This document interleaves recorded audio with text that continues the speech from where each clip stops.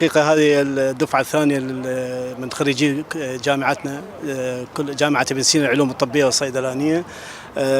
احنا أول جامعة تخصصية طبية طبعا بالعراق، والحمد لله انه هاي باكوره انه الانتاج مالتنا بالنهايه يعني احتفلنا بتخرج الدفعه الثانيه من طلبتنا. حاليا هم بس طلبه الاسنان، وان شاء الله السنه القادمه نحتفل بتخرج الدفعه الاولى من كليه الطب، اللي هم هسه حاليا وصلنا للمرحله السادسه.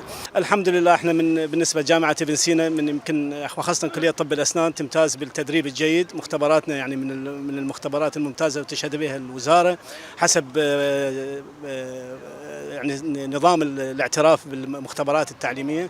العيادات يمكن من افضل الاجهزه الموجوده في العيادات التعليميه في العراق، موجوده بجامعتنا، وهي همنا من جهود الوزاره يعني اللي زودت الجامعه باجهزه حديثه حقيقه ومتطوره. بجهود من الفريق الوزاري يعني نحكيها بالواقع انه استطعنا الدخول الى المستوعبات العالميه حاليا برصيد تقريبا ما بين 85 الى 95 بحث ضمن المستوعبات العالميه سكوبس وغيرها.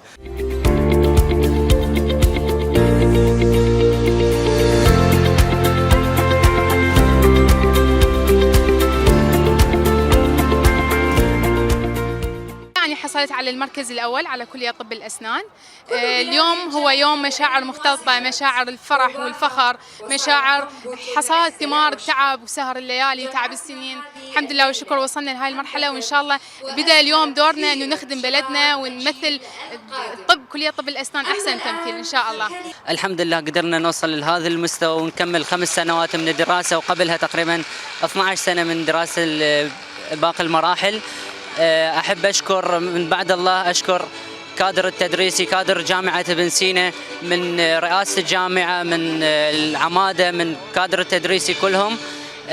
احنا اليوم قدرنا نرفع راس أهاليتنا ونفرحهم بينا.